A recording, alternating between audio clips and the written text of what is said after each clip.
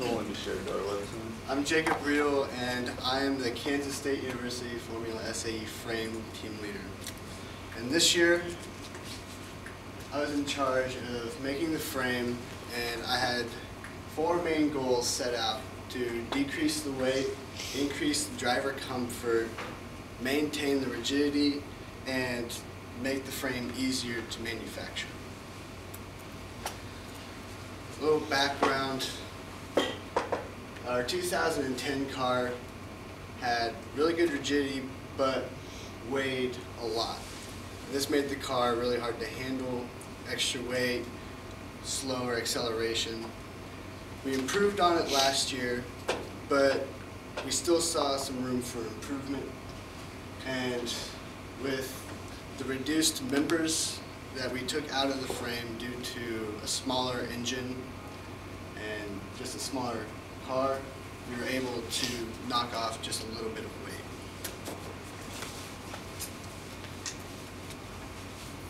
And obviously, to increase driver comfort, we gave the driver a little bit more elbow room so that when he's going through a hairpin turn, he's not hitting his elbows on the impact, side impact bars. We lengthened the car just a little bit to give him more knee room in the front roll hoop, and that also got him just more room to steer the car around the course. In retaining the rigidity, we did this by consolidating some of the members. Last year we had a lot of members in the rear of the car, but we saw a chance to kind of move them around to where the forces actually went into one member, and we were able to get rid of the other. So by doing that, we were able to get rid of 7 members from the frame, and we were able to keep the rigidity from last year's car.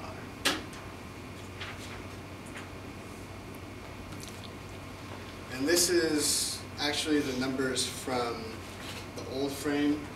We had to add 2 bars to cover the feet of the driver because they clarified a rule, and we actually had the feet outside of the frame. So we added 2 bars in the front, right here, so that the feet would be covered and inside. So with that, we actually saw a slight increase in our rigidity numbers, about 15 pounds. So we got it up above 950 foot-pounds per degree. But we also gained about 1.5 pounds to 2 pounds. So we gained that by gaining just a little bit of weight, but we're right at the weight that we had last year. In manufacturing, we use just 4 different sizes of tubes. So you don't have to go out and order a whole wide range of types of tubes. And we also chose just a mild steel as opposed to a chromoly steel. This was just a change in pricing.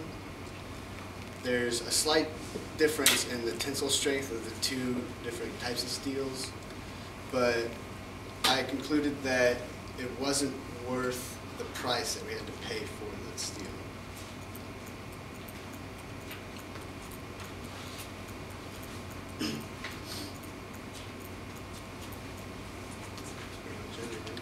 I thought we went ahead and went with 4130.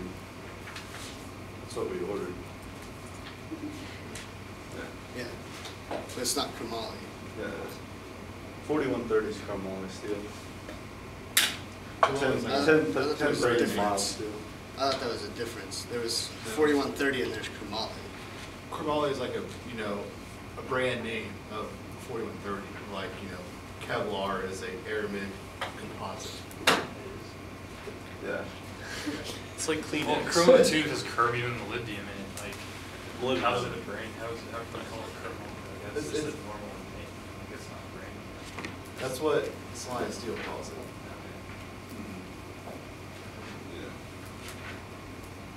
But we're not heat treating, it's about the only difference.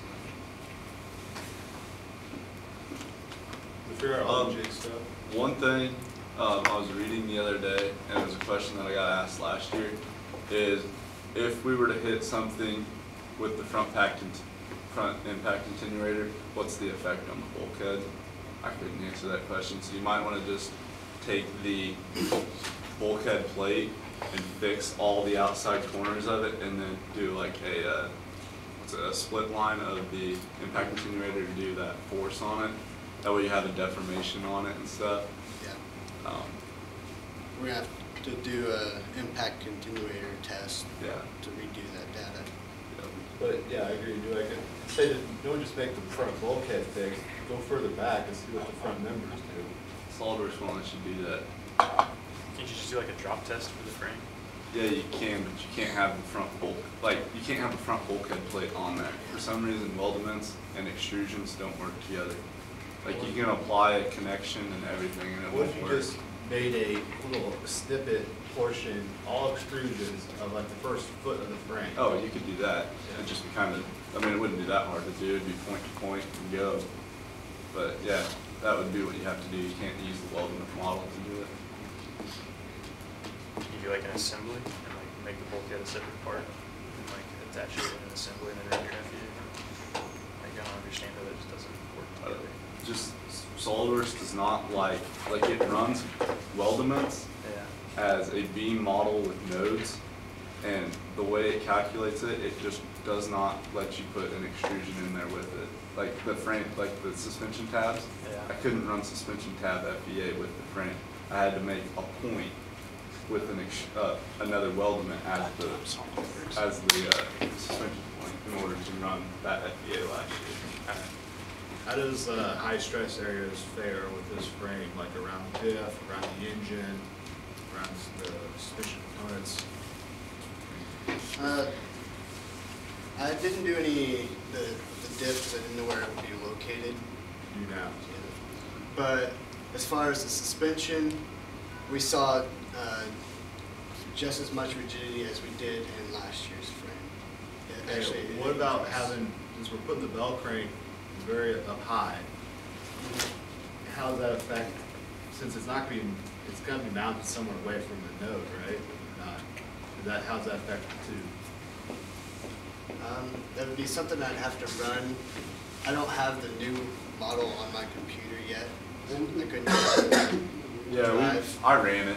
It's in Boggs' stuff. Make sure he gets that, because Yeah. the judge is going to ask him. Yeah. Or he I'll might get you that. ask him that. The tube is pretty much fine. Yeah. The tube's fine. The stud mount for the bell crank's fine. I mean, I don't know exact numbers off the top of my head. With Make the sure you get it all 3/16 stud, It all passed. it all passed with 1.5. 3/16 or 5/16? 5/16. Yeah. I Three see that all the sixteenths time. is a bigger than a quarter, Yeah, right? all right. Yeah. But anyway, 3/16. the place where FEA was yielding was on the weld. It wasn't recognizing that I had a weld there. And so really it's gonna be even higher than that. So, yeah. But yeah, we do have that analysis. Jacob, what was your overall factor of safety on it? It was 7. Can't get it any less.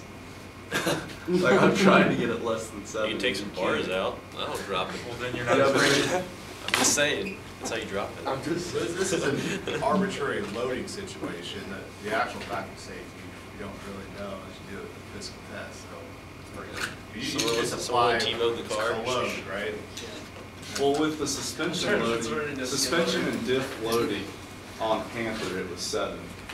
So it's going to be even more with Lynx because of the 2 bars up front. Well, the other thing of, like, factor safety is good, deflection should be more Yeah, important. and So how deflection's much what we flex? really focus on, and that's where you get your torsion, your rigidity, so that's why you focus on that.